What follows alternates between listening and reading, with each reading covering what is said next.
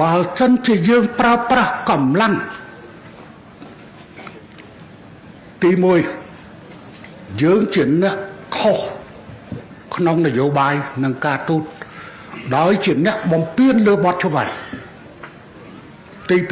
2ការប្រើកម្លាំងប្រអាវុធយើងអាចទាយលទ្ធផលបានមុនហើយថាកងទ័ពនឹងត្រូវស្លាប់ទៅរបួសប្រជាជនស៊ីវិលនឹងត្រូវស្លាប់ទៅរបួសនឹងត្រូវជំនះប្រជាជន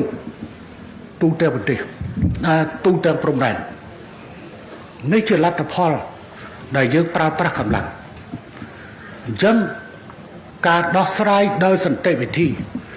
ទើបជាការដោះស្រាយមួយដែលផ្ដល់ផលប្រយោជន៍ឲ្យទាំងសងខាងហើយបង្កើតនៅជំនឿទុកចិត្តយើងមិនអាចរស់នៅជិតខាងគ្នាដោយធ្វើជាសត្រូវជាមួយគ្នាមួយជីវិតទេណា